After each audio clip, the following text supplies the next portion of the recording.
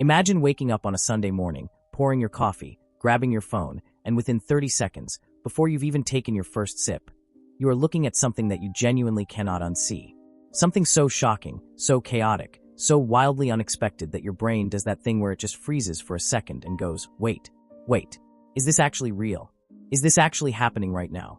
Because this is not a rumor. This is not a leak from some anonymous source hiding in the shadows. This is not some AI-generated nonsense that some teenager cooked up in his bedroom at 2 in the morning. According to multiple credible voices who have come out and addressed this directly, this is the real thing. And I need you to understand the full scale of what just happened this weekend. Because it is not just about a video. It is about a child who is in 8th grade right now and has to go to school tomorrow. It is about a woman whose private life has just been detonated in front of the entire internet without her consent. It is about a man sitting inside a federal prison in New Jersey whose name is once again the #1 trending topic on every single platform. It is about 50 Cent firing back with everything he has. It is about Jay-Z standing on a stage in Philadelphia and going absolutely nuclear on a freestyle that had the whole hip-hop world losing its mind. And it is about a relationship between Jay-Z and Diddy that, the more you look at it, the more questions you walk away with rather than answers. We are covering all of it today. Every single piece of it. So before you go anywhere, hit that subscribe button right now. It is literally one click. And make sure that bell icon is turned on because we are dropping content every single day, and you do not want to miss a single moment of what is coming next. Let's get into it.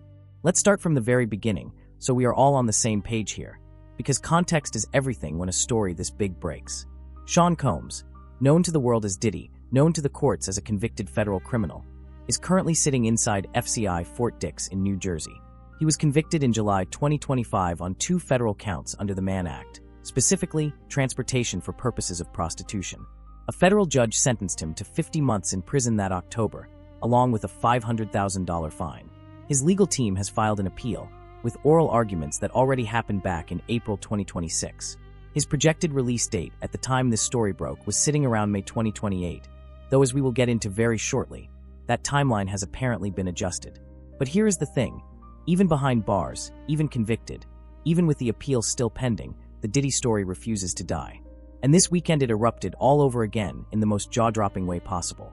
On Sunday morning, a video began circulating across social media, spreading across X and multiple other platforms with terrifying speed.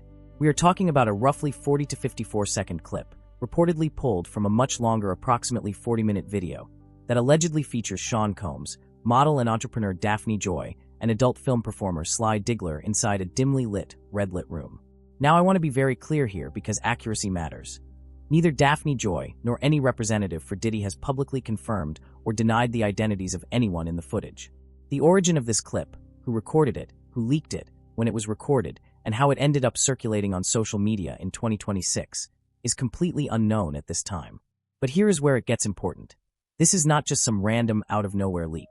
There is a documented trail that goes back months. Back in December 2025, a man named Sly Diggler sat down for a multi-part interview with media personality DJ Vlad on his Vlad TV platform. In that interview, Diggler laid out in explicit detail what he claimed were encounters arranged by Diddy involving himself and Daphne Joy. He alleged that he was flown to Los Angeles for private encounters that involved Combs observing and directing. He also alleged that during one of these sessions, Combs accidentally recorded part of the encounter on Diggler's own phone.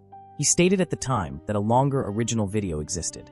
DJ Vlad apparently saw a clip of this footage during that interview process. So when this video surfaced over the weekend, Vlad came forward and stated publicly, and I am paraphrasing his words here, that based on what he previously saw, the tape that is currently circulating is, in his assessment, 100% real. He said it clearly. He stood by his prior interview with Diggler. He noted that the details align with exactly what Diggler described back in December. That is significant. That is not some random commentator guessing from a distance. That is someone who has seen the material before saying, yes, this matches. Now let us talk about who Daphne Joy is and why this is so much bigger than just a leaked video. Because the internet is already debating whether Daphne Joy is a victim in this situation or not. And that debate is important.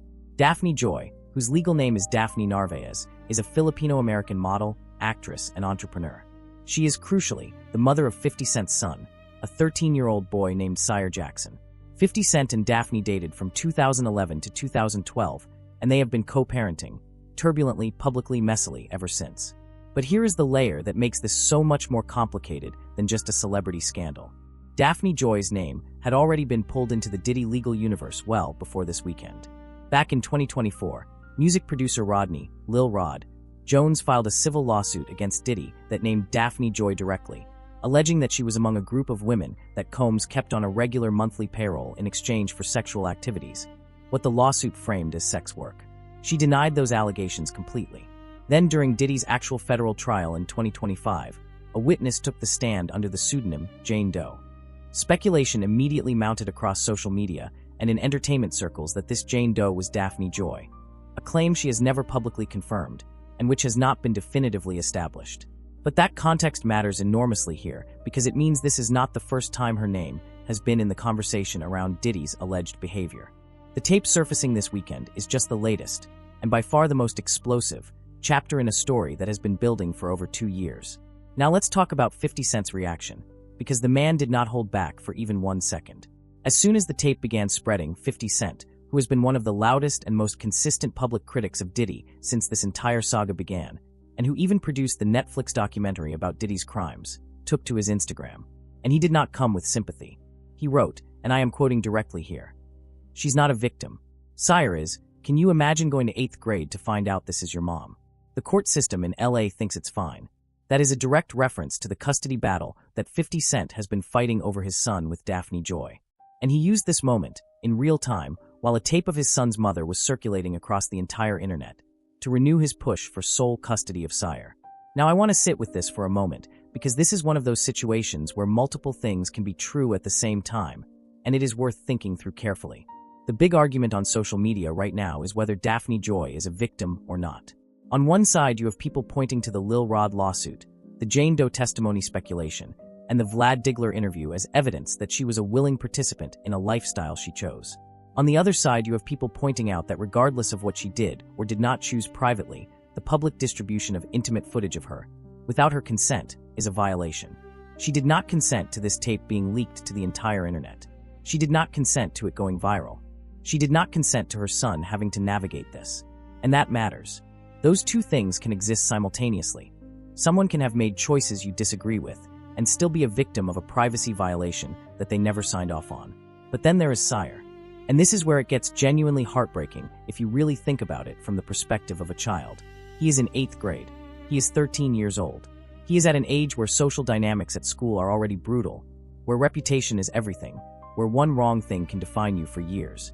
And now, through absolutely no fault of his own, footage involving his mother is the #1 topic across the entire internet. You cannot escape that in middle school. You cannot escape that in high school. You cannot escape it when you go to college. It is going to follow him. And 50 Cent, for all the shade you might want to throw at him for how he handled the public response to this, is not wrong about the fact that Sire is caught in the middle of something devastating. The question is whether you can acknowledge that while also acknowledging that Daphne's privacy being violated is also real. The answer is yes. You absolutely can. And should. Now let us talk about the release timeline piece of this story, because there has been an update on Diddy's incarceration that is worth discussing. The projected release date has apparently been adjusted.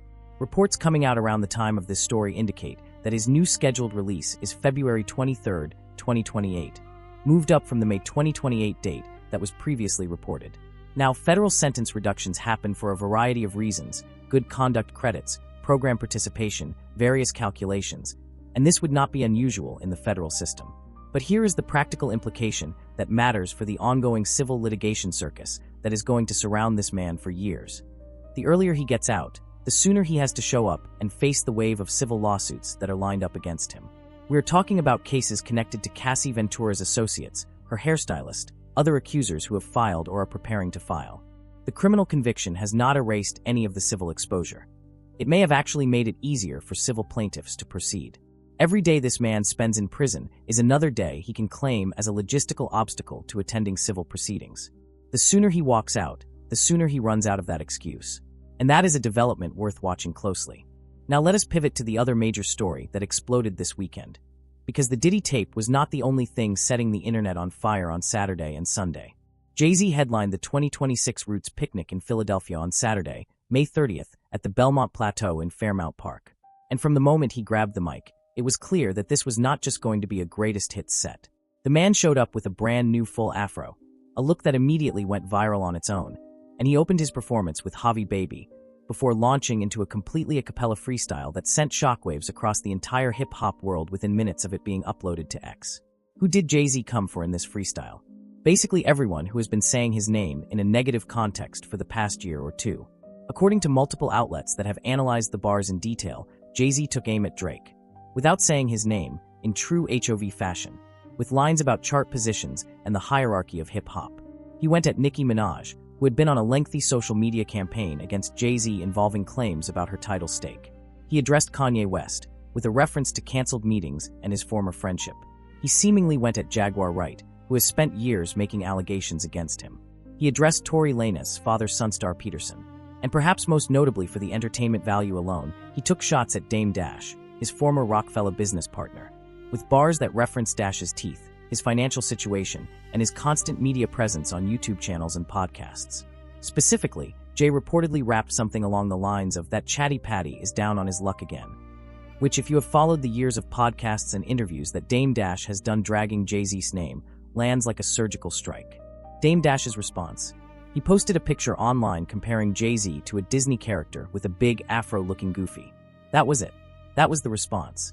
And honestly, that is probably the smartest play Dash has right now, because the alternative, sitting down for another 45-minute YouTube interview, is exactly what Jay's chatty patty bar was designed to provoke. By keeping it short and visual, Dame avoided walking directly into the trap. Whether he can maintain that restraint remains to be seen, but at least for the immediate aftermath, he played it relatively cool. Now here is the part of this whole situation that I genuinely cannot get out of my head. And it is a question that has been floating around since all of this Diddy drama really exploded into the mainstream. Why did Jay-Z leave Diddy completely off the list in his Roots Picnic freestyle? Think about what that freestyle was. It was Jay-Z going on the offensive against everyone who has wronged him, come for him, lied on him, or dragged his name through the mud over the past several years. He went at Drake. He went at Nicki. He went at Kanye. He went at Dame Dash. He went at Jaguar Wright. He addressed Tory Lanez's father. The list is long. But Sean Combs, the man who has arguably done more to damage Jay-Z's public reputation over the past 2 years than almost anyone else, purely through association, did not catch a single bar. Let me lay out why this is so curious. Jay-Z has been pulled into multiple civil lawsuits that in some way touched on his association with Diddy and their business relationship. Reports suggest he has potentially lost somewhere in the range of $130 million in connection with these legal entanglements stemming from that friendship. There have been allegations, contested and denied, that surfaced in civil complaints that put Jay-Z's name adjacent to Diddy's world in ways that he has had to actively work to separate himself from. He had his own attorney, Alex Spiro, come out with a statement insisting that Jay-Z and Diddy are not friends. The statement was emphatic. But what makes it peculiar is that, according to Diddy himself at some point in the past, these two men were like brothers.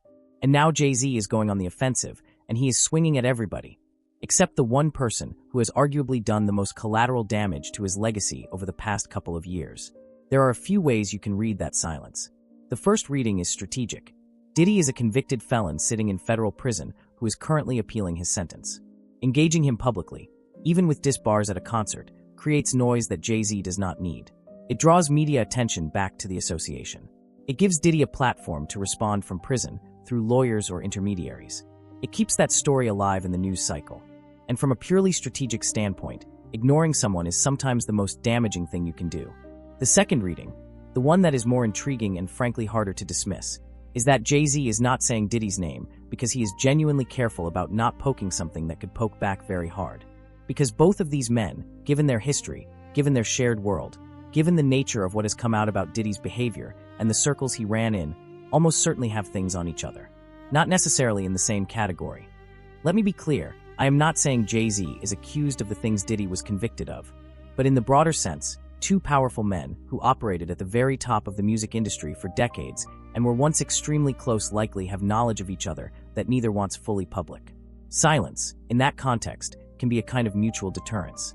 And that is actually what makes the Jay-Z and Diddy relationship one of the most fascinating unexamined threads in this entire saga.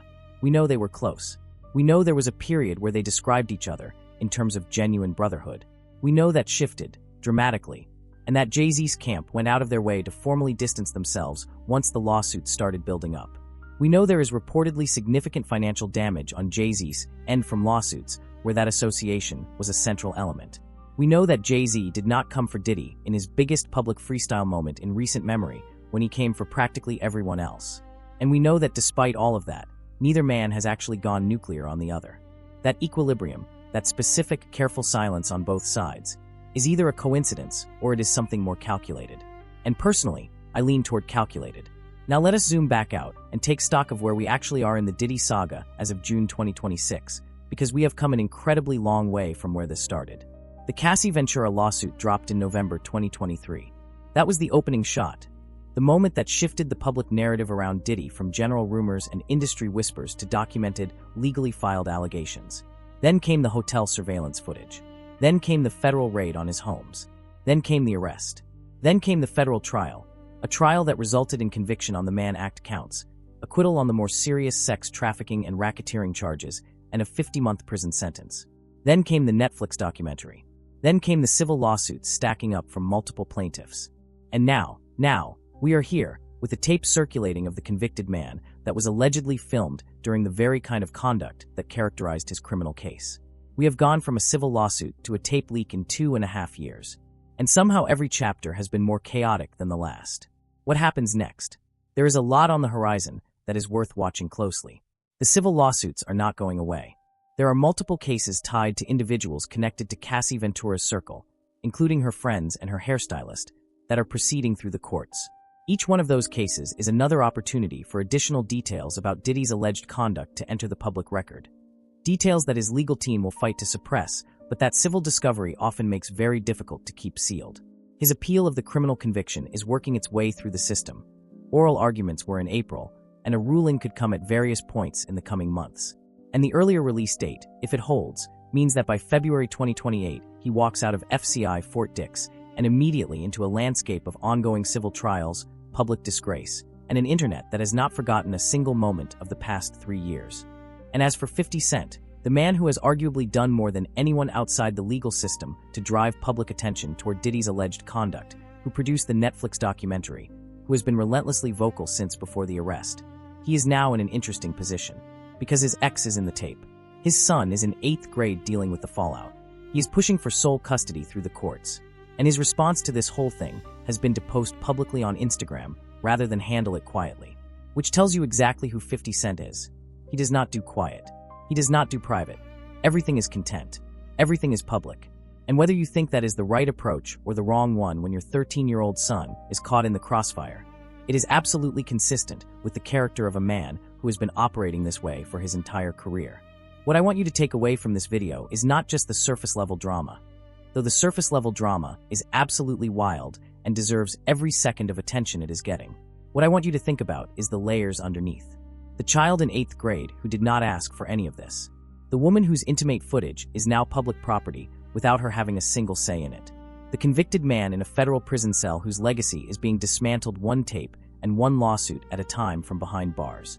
The legendary rapper on a Philadelphia stage carefully naming everyone except the one person whose name would carry the most weight. These are not just celebrity stories. These are real people, real consequences, real damage.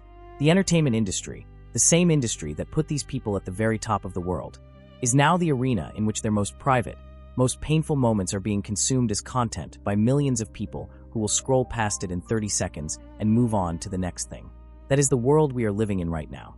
And this story, I promise you, is not done yet. We have not heard the last of the Jay-Z and Diddy dynamic. We have not heard Nicki Minaj's response to Jay's bars, and based on everything we know about how she operates, that response is coming, and it is going to be thorough. The civil lawsuits are going to keep moving. The tape conversation is going to keep evolving as more information emerges about its origin and authenticity. And the question of who Sire Jackson becomes as a young man after growing up in the middle of all of this. That is a story that only time will answer. Thank you guys for watching. If you made it to the end of this video, please hit that subscribe button right now. It costs you nothing, and it means everything for this channel. Click the bell icon so you get notified every single day because we are putting out long-form, detailed, properly sourced content on everything that is happening in real time. Drop your thoughts in the comments below. I genuinely read them, and I want to know what you think about all of this, especially about the Jay-Z silence on Diddy. Is it strategic? Is it something more? Let me know. Give this video a thumbs up if it gave you value. And I will catch you in the next one.